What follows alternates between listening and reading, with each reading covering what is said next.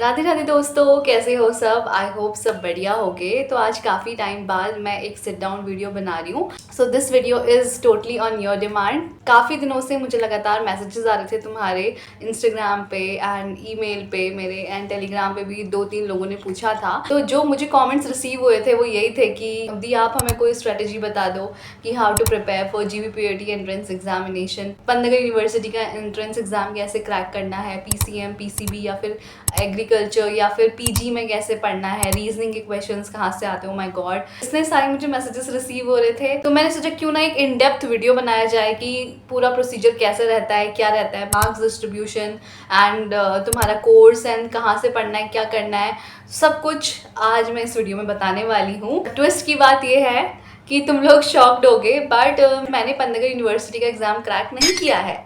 अरे शॉक क्यों हो गए? यूजी का क्रैक नहीं किया है, मैंने पीजी यहाँ से किया है। मैंने बहुत बार तुम लोगों को ये बता रखा है, मैंने काफ़ी बार शेयर भी किया है तुम्हारे साथ। तो मैंने पंतनगर यूनिवर्सिटी से मास्टर्स की है in physics. So I have basically given PG का एंट्रेंस एग्जामिनेशन। बट ऐसा नहीं है कि ये वीडियो सिर्फ पीजी वालों के लिए, ये वीडियो 50-50 होने वाला है यूजी और पीजी दोनों के लिए। बिकॉज यूजी के लिए मेरे पास एक सोल्यूशन निकला कि कैसे मैं तुम लोगों को शेयर कर सकती हूँ, तुम तक पहुँचा सकती हूँ ये चीज़ें। मेरे पास कम्युनिटी है टेलीग्राम पे, it's something 250+ people there and उनमें से काफ़ी बच्चों ने एग्ज़ाम क्रैक किया है, कितनों की 11 रैंक भी आई है। तो काफ़ी अच्छी रैंक वाले भी मेरे उस कम्युनिटी में ऐड हैं। एंड मैं ये नहीं कह रही हूँ कि मैंने उनको कोई स्ट्रैटेजी बताई, नहीं, it's totally there hard work, it's totally there मेहनत। मैंने कुछ नहीं किया, मैंने सिर्फ काउंसलिंग के टाइम पे उनकी हेल्प की थी, ठीक है। तो मैं कोई तुम्हें सब्जेक्ट बेसिस पे कुछ पढ़ाने वाली नहीं हूँ। I am just gonna tell you और शेयर विद यू गाइज कि उन लोगों ने कैसे क्रैक किया, उन लोगों की क्या स्ट्रैटेजी रही। I have asked them in the group. मैं तुम्हें स्क्रीनशॉट्स भी शेयर करूंगी। मैंने ग्रुप पे तुम्हारे डाउट्स पूछे थे कि कैसे हम एग्जाम क्रैक करेंगे, कहाँ से पढ़ेंगे, कहाँ से आता है। बिकॉज जब मैंने एग्जाम दिया था एंड अब एग्जाम में काफ़ी फ़र्क हो चुका है। मैंने सोचा कि पूछती हूँ कि क्या क्या चेंजेस हैं, क्या है, कहाँ से पढ़ना है, टफ आता है, इजी आता है, सब कुछ। तो मैंने वहाँ पे पूछा है। मैं स्क्रीनशॉट भी शेयर करूँगी, उन लोगों ने क्या बताया है वो भी तुमको पता चलेगा। यहाँ पे सब कुछ क्लियर कट रहने वाला है, कोई भी हम यहाँ पे फेक बातें नहीं करेंगे। यहाँ पे हम बिल्कुल क्लियर कट बात करेंगे, सब कुछ इन डेप्थ बात करेंगे। सो चलो वीडियो को स्टार्ट करते हैं। वीडियो स्टार्ट करने से पहले मैं तुम्हें 2-3 पॉइंटर्स बताना चाहूँगी जिसमें बच्चे कंफ्यूज होते हैं। पहला है कि एंट्रेंस एग्जाम तो देना ही पड़ता है, चाहे यूजी हो, पीजी हो, पीएचडी हो। जो इंजीनियरिंग या बीटेक में सिलेक्शन होता है वो जेईई मेंस की रैंक के बेसिस पे होता है एंड जो एमबीए में सिलेक्शन होता है वो कैट एग्जाम्स होते हैं, जो एमबीए के बेसिकली एग्जाम्स होते हैं, उनके स्कोर एंड इंटरव्यू के बेसिस पे होता है। बट कोई भी सिलेक्शन बिना फॉर्म भरे, बिना एग्जाम दिए नहीं होता है। चाहे वो पेमेंट सीट हो, चाहे वो नॉर्मल सीट हो, सबके लिए एग्जाम होगा। ये बहुत बच्चे पूछ रहे थे कि हमें पेमेंट सीट चाहिए तो क्या हमें फिर भी एंट्रेंस देना पड़ेगा? ऑफ कोर्स तुम्हें एंट्रेंस देना पड़ेगा। अब हम आते हैं हमारे जो टॉपिक है उस पे, ठीक है। How to prepare GBPAT entrance examination in 2026। So let's start with the video. तो सबसे पहले हम बात करते हैं कि क्या क्या सब्जेक्ट्स आते हैं। पहले हम यूजी की बात करेंगे। तो यूजी में कुछ बच्चे होंगे पीसीएम बैकग्राउंड से, कुछ पीसीए बैकग्राउंड से means physics chemistry agriculture, and कुछ होंगे पीसीबी बैकग्राउंड से means physics chemistry and biology. तो तीनों जो कोड होते हैं मींस पीसीएम का अलग कोड होगा, पीसीबी का अलग, पीसीए का अलग होगा, ठीक है। ये तीनों के जो क्वेश्चन पेपर बनते हैं ये डिफरेंट बनते हैं, रैंक जो होती है वो एक साथ आती है। तो ऐसा नहीं है कि जो पीसीबी का बच्चा है उसको मैथ्स भी पढ़नी पड़ेगी, ऐसा नहीं होता है। जो तुम्हारे सब्जेक्ट्स हैं तुम वही पढ़ोगे एंट्रेंस एग्जाम के लिए। I hope this is clear. अब हम आते हैं क्या क्या सब्जेक्ट्स आते हैं। एंट्रेंस देना है यहाँ का तो सिर्फ पीसीएम पढ़नी पड़ेगी या फिर पीसीबी पढ़नी पड़ेगी या पीसीए पढ़नी पड़ेगी? नहीं, इसके साथ तुम्हें रीजनिंग भी करनी पड़ेगी। मीन्स तुम्हें पीसीएम के साथ रीजनिंग, पीसीबी के साथ रीजनिंग एंड पीसीए के साथ रीजनिंग करनी पड़ेगी। Okay, I hope I am clear. ऐसे ही पीजी का है। जो भी बच्चे पंतनगर का पीजी का एंट्रेंस एग्जामिनेशन देंगे उनको यूजी का पढ़ना होगा, मीन्स यूजी के बेसिस पे आता है। जो भी सब्जेक्ट तुमने यूजी में पढ़े हैं वो सभी पूछे जाएंगे तुम्हारे पीजी के एंट्रेंस के लिए, प्लस तुम्हारा रीजनिंग भी होगा।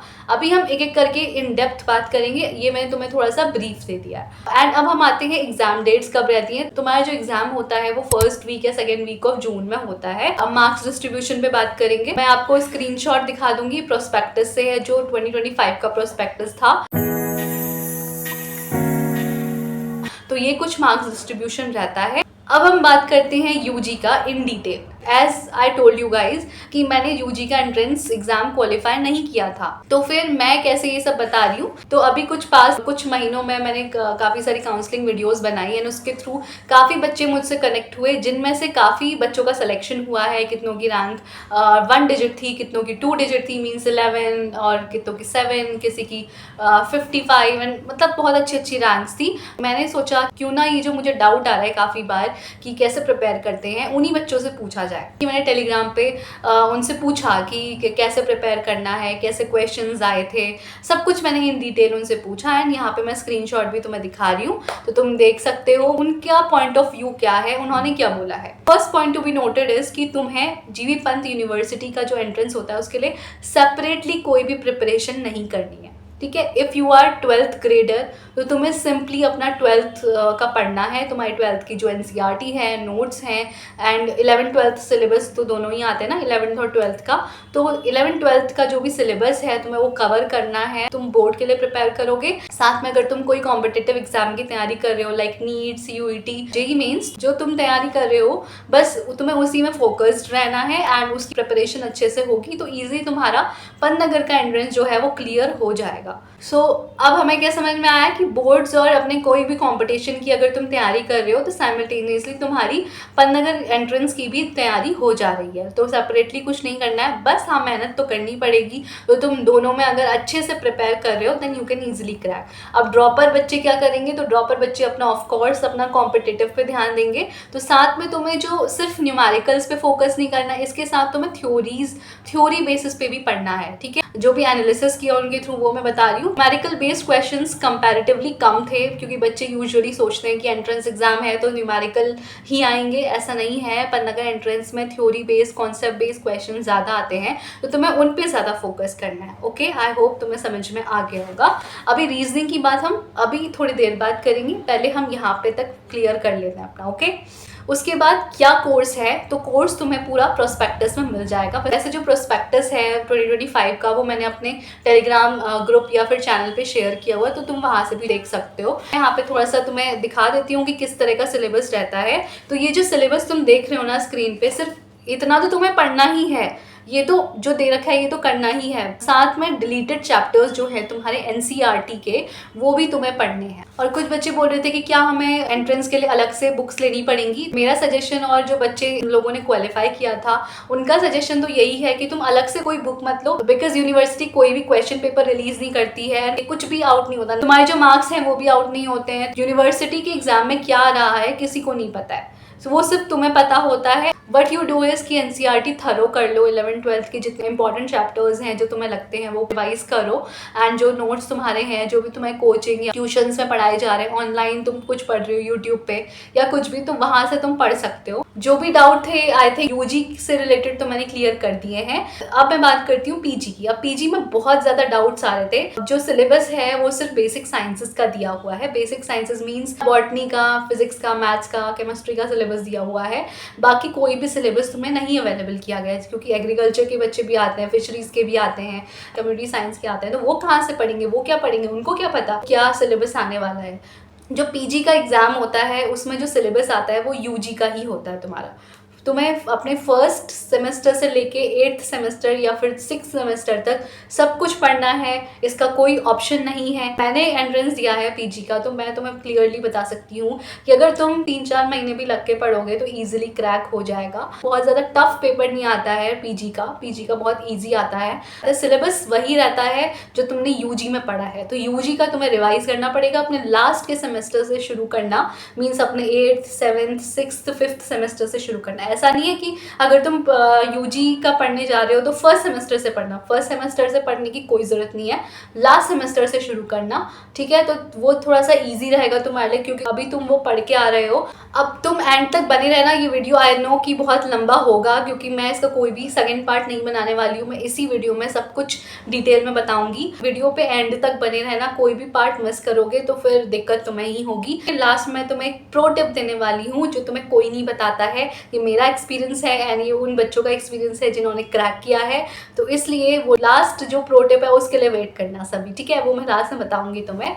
अब हम बात करते हैं सबसे इम्पोर्टेंट रीजनिंग की। रीजनिंग क्या क्या है भाई, कहाँ से आता है, क्या मैथ्स आती है क्या रीजनिंग में, बहुत सारे डाउट हैं तुम्हारे। तो यूजी पीजी दोनों की ही रीजनिंग का सिलेबस सेम रहता है।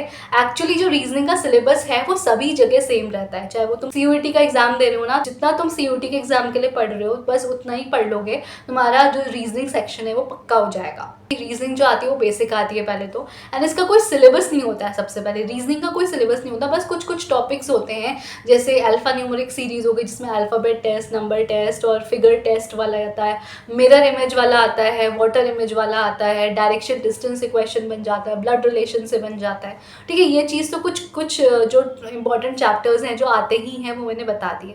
अब इस बार क्या हुआ कि उन लोगों ने काफ़ी चेंजेस किए, थोड़े से ट्विस्ट ले आए वो रीजनिंग के पेपर में, बिकॉज रीजनिंग का पेपर सभी को एक्सपेक्टेड रहता है, इजी रहता है, तो सबने सोचा इजी ही होगा। इस बार यूजी में उन लोगों ने क्या किया, उन्होंने प्रॉफिट एंड लॉस, कुछ कुछ मैथ्स का जो 8th क्लास तक मैथ्स होती है ना, उसके कुछ क्वेश्चंस डाल दिए। तो बच्चे कंफ्यूज हो गए कि यार हमने तो ये पढ़ा ही नहीं था। बट गाइस तुमने 8 तक तो पढ़ा है ना, तो वही सब पूछा जा रहा है, बस तुम्हें फॉर्मूलाज वगैरह रिवाइज करने। अब जो बच्चों को पता नहीं था तो उन्होंने फॉर्मूला रिवाइज नहीं किए तो उनको याद नहीं होंगे, आई नो, बट मैं तुम्हें पहले ही बता दे रही हूँ, तो तुम ये चीज़ें करके जाना। अपने जो फॉर्मूलेज हैं वो सब फॉर्मूलेज याद कर लोगे ना, क्वेश्चन ईजिली बन जाएंगे। तो मैथ्स के टॉपिक्स हैं जहाँ से क्वेश्चन देखने को मिले बच्चों को, वो ये थे, profit and loss, simple interest, compound interest से क्वेश्चन बने थे, स्पीड टाइम डिस्टेंस से क्वेश्चन बने थे, टाइम एंड वर्क से क्वेश्चन बने थे, मेंसुरेशन से क्वेश्चन बने थे। तो ये सब चीज़ें जो बेसिक आती है ना, बस उतना कर लो, बहुत ज़्यादा इन डेप्थ वाले क्वेश्चंस करने की कोई ज़रूरत नहीं है। बस हाँ, इतना करो कि तुम्हारा जो कॉन्सेप्ट है वो क्लियर हो जाए। ठीक है, ये क्वेश्चन तुम्हें देखने को मिले। बाकी सिलेबस में तुम्हें जो ब्रीफ सिलेबस है वो तुम्हें मैं प्रोवाइड कर दूंगी अपने टेलीग्राम चैनल पे। बाकी अगर तुम बोल रहे हो कि तुम्हारी रीजनिंग है उसकी यूट्यूब पे वीडियोस कहाँ से देखें, तो सीयूईटी पीजी या फिर सीयूईटी यूजी एग्जाम दे रहे हो ना, बस उसकी वीडियोस देख लो। तुम अगर सिंपली सीयूईटी वाला जो भी टॉपिक है वो डालोगे ना, मान लो ब्लड रिलेशन टॉपिक है, तो सिंपली तुम ब्लड रिलेशन सीयूईटी वाला करके टाइप करोगे तो वहाँ पे बहुत सारी वीडियोज आ जाएंगी। एक वीडियो देख लो, कॉन्सेप्ट पढ़ लो, क्वेश्चन कर लो, because practice is the key. Practice करोगे तभी तुम्हारा वहाँ पे इजीली क्वेश्चंस बनेंगे, तो तुम्हें प्रैक्टिस करनी है। यूजी पीजी दोनों के लिए सेम है। अगर मैं तुम्हें इन शॉर्ट बोलूँ ना, तो रीजनिंग इज़ वेरी स्कोरिंग। अगर तुमने इसमें पकड़ बना रखी है, तुमने प्रैक्टिस की हुई है, तुम्हारे बाकी कुछ जो सब्जेक्ट्स हैं वो थोड़े वीक हैं, तो तुम ईजिली इस सब्जेक्ट से, मीन्स रीजनिंग से बहुत ज़्यादा मार्क्स गेन कर सकते हो, बहुत ज़्यादा रैंक है वो आगे आ सकती है। ठीक है, बहुत ज़्यादा स्कोरिंग होती है एंड ईजिली तुम्हारे मार्क्स आ जाएंगे, तुम्हारी कोई नेगेटिव मार्किंग नहीं होनी चाहिए, रैंक बहुत अच्छी आ सकती है। क्योंकि जो बच्चों की भी अच्छी रैंक आई उन्होंने यही बोला कि हमने रीजनिंग में बहुत अच्छे अटैम्प्ट किए थे, फुल अटैम्प्ट कर लिए थे एंड कोई क्वेश्चन गलत भी नहीं था। तो अगर तुम रीजनिंग, ऐसा भी नहीं है कि तुम सिर्फ रीजनिंग करे जा रहे हो और बाकी सब्जेक्ट देख ही नहीं रहे हो, बाकी सब्जेक्ट भी करने हैं, बिकॉज ऐसा नहीं है कि तुमने रीजनिंग करी है तो तुमने बाकी सब्जेक्ट नहीं पढ़े तो कोई और नहीं पढ़ रहा होगा। कितने बच्चों ने तो रीजनिंग भी बहुत अच्छे से करी होगी और जो बाकी सब्जेक्ट है वो भी अच्छे से किए होंगे। तो तुम्हें दोनों को इक्वली बैलेंस करना है, but reasoning is easy to understand, easy to do, तो इसलिए मैं बोल रही हूँ कि वहाँ पे अगर तुम स्कोर कर पाओगे तो थोड़ा यहाँ पे ऊपर नीचे भी हो जाएगा। तुम्हारे जो ये सब्जेक्ट्स हैं PCM या PCB या PCA, तुम्हारा जो PG का एंट्रेंस है उसमें जो भी तुम्हारा सब्जेक्ट है, अगर उसमें तुम्हें कोई भी दिक्कत हो रही है तो रीजनिंग से वो अगर कवर हो जाएगा तो बहुत अच्छी बात है ना।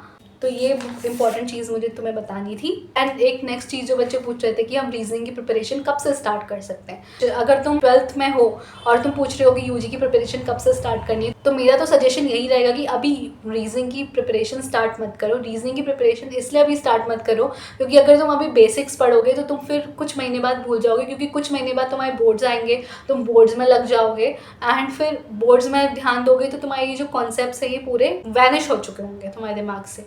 तो तुम क्या करना, तुमने बोर्ड में अच्छी प्रिपरेशन की है, तुम्हारे जो सब्जेक्ट है वो बहुत ही मजबूत हो चुके हैं, जो तुम्हारे मेन सब्जेक्ट्स हैं, तो तुम क्या करना, what you have to do is कि जब तुम्हारा ये एप्लीकेशन फॉर्म स्टार्ट होता है ना, तो तुम्हारी जब बेसिकली तुम्हारे जब बोर्ड्स खत्म हो जाएंगे तो तुम्हें क्या करना है कि बोर्ड्स खत्म होने के बाद अपनी जो रीजनिंग की प्रिपरेशन है वो स्टार्ट कर देनी है। ठीक है, और जो सिलेबस है रीजनिंग का वो ईजिली कंप्लीट हो जाता है 1 वीक में। 1 वीक में तुम्हारे सारे टॉपिक्स क्लियर हो जाएंगे, पूरे कंप्लीट हो जाएंगे। तो तुम्हें बस प्रैक्टिस करनी है। प्रैक्टिस करने के लिए आई थिंक 2 महीने सफिशिएंट होते हैं। मार्च से लेके मई तक तुम्हारे पास इनफ टाइम होगा। कोई बच्चा पीजी के लिए पूछ रहा है कि पीजी में कब से स्टार्ट करें प्रिपरेशन, तो पीजी के एंट्रेंस के लिए अगर तुम आज ये वीडियो देख रहे हो, आज से ही प्रिपरेशन स्टार्ट कर दो, सिलेबस नोट कर लो एंड प्रिपरेशन स्टार्ट कर दो। I guess I have cleared each and everything from marks distribution, from your course, from कहाँ से पढ़ना है, क्या स्ट्रैटेजी होनी चाहिए, मैंने सब कुछ तुम्हें क्लियर कट बता दिया है। अब तुम्हारा चांस है कि तुम्हें ही प्रैक्टिस करनी है। सो आई थिंक बहुत बच्चों ने एंड तक वीडियो देखी होगी, बहुत बच्चों ने स्किप कर दी होगी, बहुत बच्चों ने स्किप करते करते देखी होगी, बट जैसे भी देखी है, अगर तुम ये पॉइंट पे पहुंच चुके हो, यहाँ पे मैं तुम्हें बताने वाली हूँ एक प्रो टिप जो कोई भी नहीं बताता है। ये मेरा एक्सपीरियंस है, उन बच्चों का एक्सपीरियंस है, तो चलो मैं बताती हूँ। जो पन्नागर यूनिवर्सिटी का एग्ज़ाम है वो बहुत ईजी एग्ज़ाम होता है, बहुत डिफिकल्ट एग्ज़ाम नहीं होता है।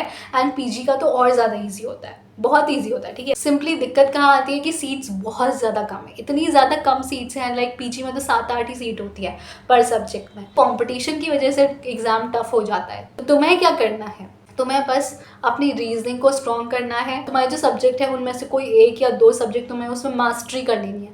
अगर एक सब्जेक्ट में तुम वीक भी हो कोई बात नहीं, उसको तुम उतना ध्यान मत दो। तुम्हारे जो सब्जेक्ट परफेक्टली तुम्हारे तैयार हैं वो तुम फोकस करो एंड रीजनिंग पे फोकस करो। आई बेट तुम ईजिली क्रैक कर लोगे एग्ज़ाम। अब तुम्हें क्या करना है कि तुमने ये सब चीज़ें कर ली हैं, तुम प्रिपेयर भी हो, तुमने सब चीज़ कर ली है, ठीक है, तुमने रीजनिंग में प्रिपेयर कर लिया। अब तुम जब एंट्रेंस एग्जाम में बैठते हो तो तुम्हें बस इतना ध्यान में रखना है कि तुम्हें कोई भी क्वेश्चन नेगेटिव नहीं करना है। अगर तुम नेगेटिव क्वेश्चंस करोगे ना तो तुम आउट हो जाओगे रेस से। तुमने अगर प्रिपरेशन अच्छी भी की है बट अगर तुम नेगेटिव कर रहे हो ना तो फिर तुम्हारी प्रिपरेशन का कोई फ़ायदा नहीं है। क्योंकि जो मैंने ट्रेंड देखा है, जो जितने ज़्यादा नेगेटिव करता है ना उसकी रैंक उतनी पीछे हो जाती है। तो तुम्हें बस यही ध्यान में रखना है, अगर तुम्हारे ज़्यादा क्वेश्चन नहीं बन पा रहे और तुम्हें ज़्यादा क्वेश्चन अटेम्प्ट करने और इस वजह से तुम नेगेटिव पे नेगेटिव करे जा रहे हो तो वो कोई सोल्यूशन नहीं है। उससे तुम्हारे मार्क्स कम ही होने वाले हैं, रैंक कम ही होने वाली है। तो प्रो टिप यही है कि बस कुछ भी करो, चाहे तुम क्वेश्चंस कम अटेम्प्ट करो बट नेगेटिव अटेम्प्ट बिल्कुल नहीं करना है। जो नेगेटिव अटेम्प्ट होता है ना उसकी वजह से ही तुम्हारी रैंक बहुत पीछे हो जाती है। तुम कम अटेम्प्ट करोगे, सही करोगे, तुम बहुत आगे पहुँच जाओगे। तो बस मुझे यही बताना था तुम लोगों को, यही प्रो टिप थी। सिलेबस का वीडियो मैंने ऑलरेडी चैनल पे डाला हुआ है। बाकी अगर तुम्हें प्रोस्पेक्टस चाहिए तो नीचे लिंक है टेलीग्राम ग्रुप का, वहाँ तुम ज्वाइन कर सकते हो, वहाँ पे मैंने डाल रखा है। अगर तुम बोलोगे तो वहाँ पे मैं तुम्हें शेयर भी कर दूंगी। एंड आई होप ये वीडियो बहुत ज़्यादा इन डेप्थ वीडियो था, strategy plus how to prepare plus everything I have covered in detail. So I hope तुम्हें ये वीडियो हेल्पफुल लगा होगा। और वीडियो अगर हेल्पफुल लगा है तो जो भी प्रिपरेशन स्टार्ट करने वाले हैं, अगर तुम प्रिपरेशन स्टार्ट करने वाले हो, तुम्हारे जानने वाले स्टार्ट करने वाले हैं, ये वीडियो उन सभी तक पहुंचा दो, शेयर कर दो ज़्यादा से ज़्यादा एंड चैनल को सब्सक्राइब कर लो। बाय बाय, मिलते हैं नेक्स्ट वीडियो पे। बाय।